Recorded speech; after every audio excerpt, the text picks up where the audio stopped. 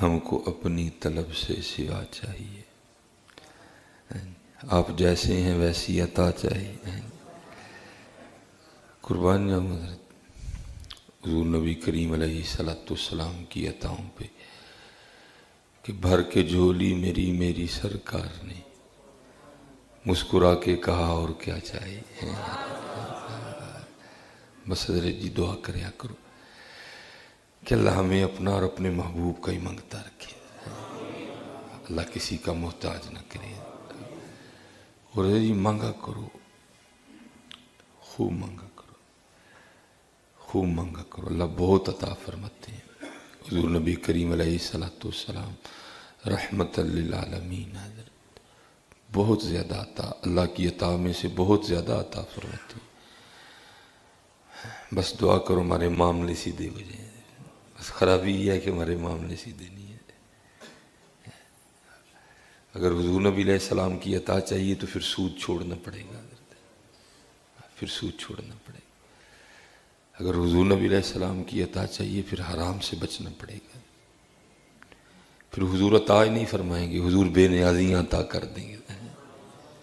حقیقت ہے حضرت، بے نیازی سب سے بڑی دولت ہے حضرت، جو بڑے بڑے امیروں کے پاس بھی نہیں ہے حضرت، بے نیازی یہ سب سے بڑی دولت ہے جو حضور نبی علیہ السلام پھر اپنے غلاموں کو عطا فرماتے ہیں۔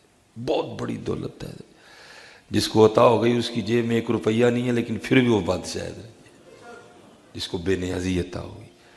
تو حضرت جس کے پاس یہ دولت نہیں ہے، اگر اس بینک میں اس کے اربوں روپے بھی پڑے ہیں وہ پھر بھی فقیر ہی ہے حضرت، لیکن جس کے پاس بے نیازی کی دولت ہے حضرت، اقبال کہتے ہیں نا، 2 جہاں سے بیگانہ کرتی ہے دل کو، 2 جہاں سے بیگانہ کرتی ہے دل کو، عجب چیز ہے لذت آشنائی حضرت، یہ بیگانہ کر دیتی ہے بندے کو حضرت، 2 جہاں سے۔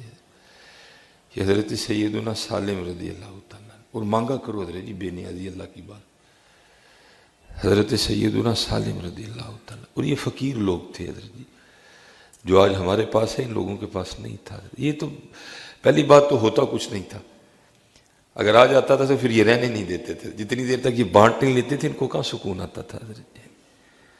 یہ پہلی بات تو تھا کچھ نہیں، اگر آ گیا تو پھر یہ رکھتے کچھ نہیں تھے حضرت، یہ بانٹ دیتے تھے حضرت، کیونکہ ان کا مسلک، ان کا مشن یہ تھا کہ یہ جو کچھ ہے اللہ اللہ کے رسول کے لیے دیتے ہیں۔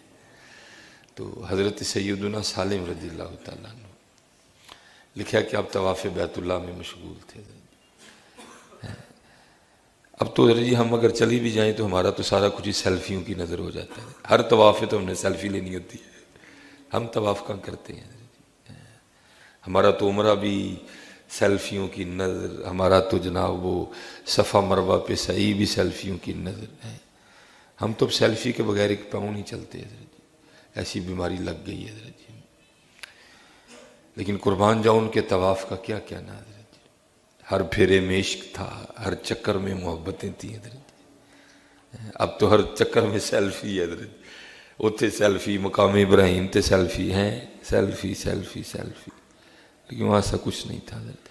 آپ خشوع خضوع ذوق اور شوق کے ساتھ طواف بیت اللہ میں مشغول تھے تو منصور آ گیا، ٹھیک ہے جی، کوئی ایم این اے نہیں، کوئی ایم پی اے نہیں، بلکہ بادشاہ وقت منصور، کئی لاکھ مربع میل پہ حکومت کرنے والا ایک حاکم منصور، عباسی خلیفہ تھا یہ۔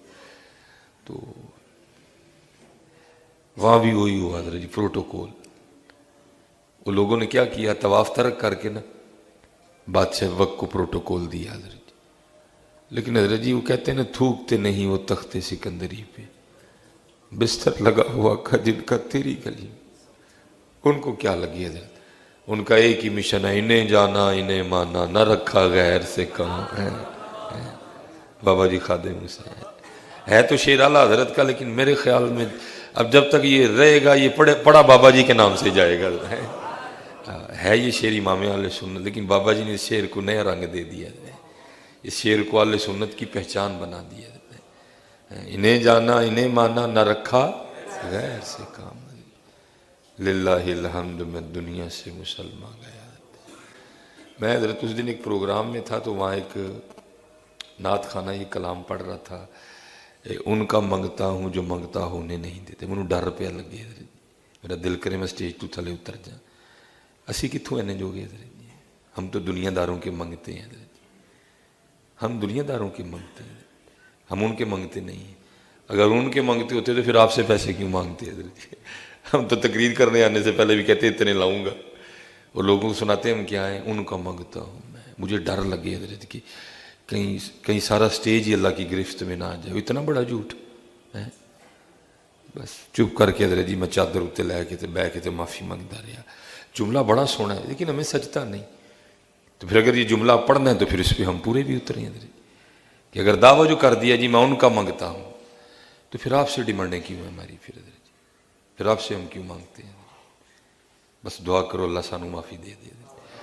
اب یہ میں آپ کو بتانے لگا ہوں یہ تھے ان کے منگتے حضرت جی ہیں، ان کا منگتا ہوں جو منگتا ہونے نہیں. اب حضرت جی غصہ تو بادشاہ کو بڑا لگا نا کہ بھائی صاحب نے مجھے پروٹوکول دیا ہے تو حضرت سالم نے پروٹوکول کیوں نہیں دیا؟ لیکن حضرت جی ماشاءاللہ علم کا ایک روب، پھر علم کے ساتھ عمل کا بھی روب، عمل کا بڑا روب ہوتا ہے حضرت جی. کسی نے حضرت امام احمد بن حنبل رحمۃ اللہ تعالیٰ سے پوچھا حضور جو آپ کا روب لوگوں کے دلوں پر ہے وہ ہمارا نہیں ہے، حالانکہ کتابیں آپ نے بھی وہی پڑھی ہیں جو ہم نے پڑھی ہیں. آپ نے فرمایا کتابیں تو ہم دونوں نے ایک ہی پڑھی ہیں لیکن عمل میں زمین آسمان کا فرق ہے حضرت. عمل کا بڑا روب ہوتا ہے حضرت. بعمل عالم دین جو ہوتے ہیں بڑا روب ہوتا ہے ان کا. وہ حضرت کو نا کیا کچھ نہیں سکا کہ حضرت آپ نے مجھے پروٹوکول کیوں نہیں دیا، لیکن غصہ اس کو بڑا لگا. اب اس نے کہا بھائی یہاں کام غصے سے نہیں چلے گا، یہاں کوئی چال چلنی پڑے گی. ہے چال اس نے کیا چلی کہ طواف کرتا کرتا نا وہ حضرت سالم کے ساتھ آ گیا اور آ کے آپ کو کہتا ہے حضور سب نے پروٹوکول دیا آپ نے نہیں دیا. مجھے بڑی خوشی ہوئی ہے کہ ابھی بھی ایسے مرد درویش لوگ موجود ہیں حضرت. تو ظاہر بادشاہ وقت میں اللہ نے بہت کچھ عطا کر رکھا ہے تو آپ کو کچھ پیش کرنا چاہتا ہوں، تو آپ بتائیں کیا چاہتے ہیں، کیا دوں میں آپ کو؟ ہائے ہائے ہائے کھڑے ہو گئے حضرت جی، فاروقی خون نے جوش مارا، رنگ سرخ ہو گیا. آپ نے فرمایا بادشاہ تجھے شرم نہیں آتی؟ اللہ کے گھر میں کھڑا ہو کے مجھے گناہ کی دعوت دیتا ہے. اس نے عرض کی حضور میں آپ کو انعام دینا چاہتا ہوں، صرف اتنی عرض کیا کہ آپ بتا دیں کہ کیا دوں، تو اس میں گناہ کیا ہو گیا؟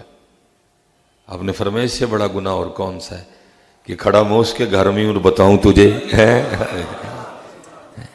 کھڑا اس کے گھر میں اور بتاؤں تجھے.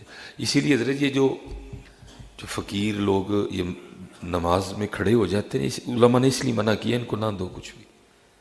دیکھو تو صحیح اس کے گھر میں کھڑے ہو کے ہم لوگوں سے مانگ رہے ہیں حضرت، اس لیے علماء فرماتے ہیں ان کو نہ دو کچھ بھی.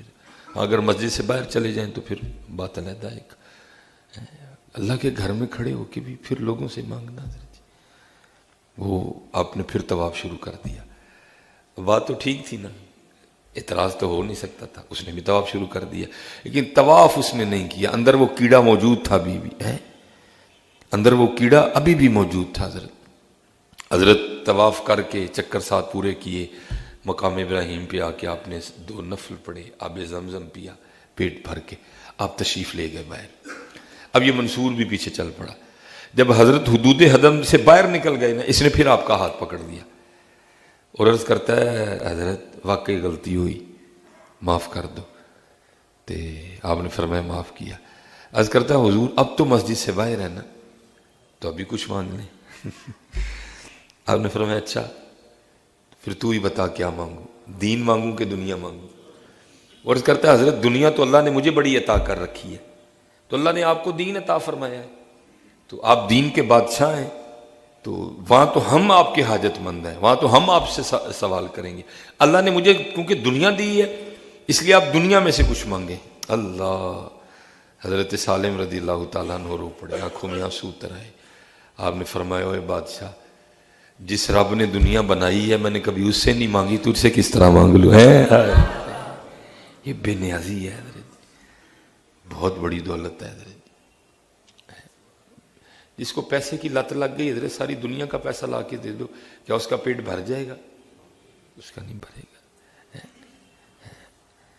ہم کو اپنی طلب سے سوا چاہیے، آپ جیسے ہیں ویسی عطا چاہیے، بھر کے جھولی میری میری سرکار نے مسکرا کے کہا اور کیا چاہیے۔